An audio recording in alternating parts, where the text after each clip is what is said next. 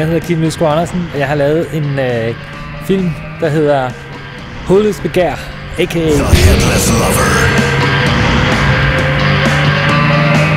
Og nu skal vi ind og tale med ham manden, som har lavet special effects til filmen.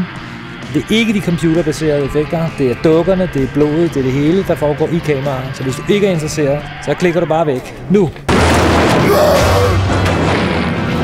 Hej Per. Hej Kim, velkommen til. Tak. Jeg bad dig om at lave et hoved til min film, hvor det skulle kunne del faktisk, ikke? Det skulle kunne rigtig mange ting.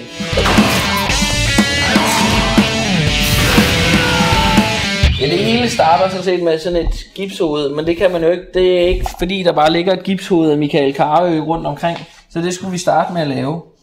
For at lave det, så laver man en støbeform rundt om hovedet på Michael Carøe. Så vi bruger det her alginat, som tandlægen bruger til at tage aftryk af folks tænder med.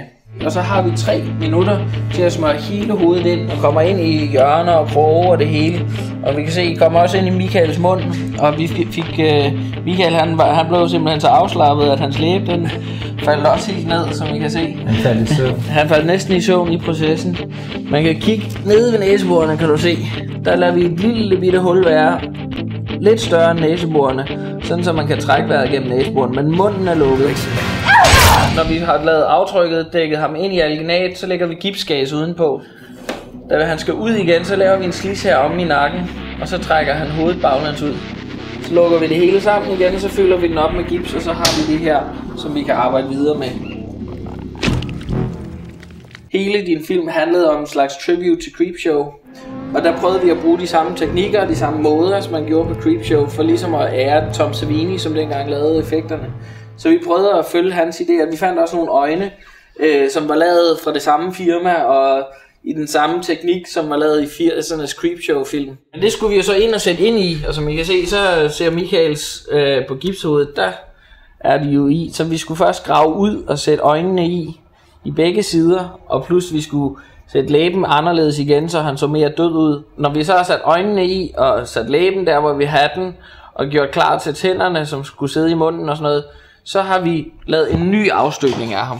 Og ud fra den støbning, vi har lavet der har vi så støbt selve silikonehuden, som du kan se her, som er en tynd hud. Nogen vil sige, at det var latex, men det er lidt anderledes. Det kan nogle andre ting, sådan noget silikone her er mere holdbart. I modsætning til normalt, når man er på film, så skal man jo gerne se ensfarvet ud. Her der har vi gjort det modsatte. Der har vi malet en masse røde og blå og sort og grønne toner ind i, for ligesom at skabe en livagtig overflade. Og det er en meget langsomlig proces. Det tager 2 dage at male sådan et hoved. Da vi havde lavet hovedet, og alt var malet og alt var klart, så havde vi en hårperson, der skulle have lavet alt hårarbejdet. Hvis du lægger mærke til det, så vil du kunne se, at udover det stået i individuelt, så har det retningerne, som Michaels eget hår vokser i. Så du kan se her bakken barnerne, der kan du se, hvordan håret ligesom vokser i forskellige retninger.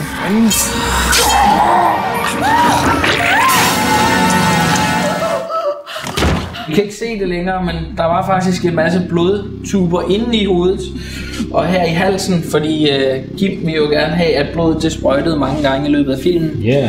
Så det har vi også rigget op, sådan så da hovedet vipper tilbage, så kan der sprøjte blod ud. Sådan en dukkehoved, det kan man ikke vise i lang tid ad gangen. Nej. Det ikke har ansigtsmimik overhovedet. Og, folk opdager det forholdsvis hurtigt. Ja.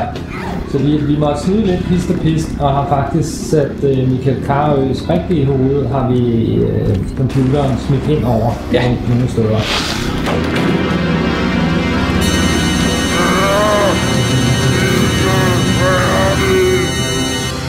The Headless Lover. A dangerous movie. Det var alt for nu. Vi siger tak til Pierre Kapper. Michael og jeg siger hej og tak for i dag. Vi er hængende på www.bookofhorror.com. Der skal jeg tænke og sager.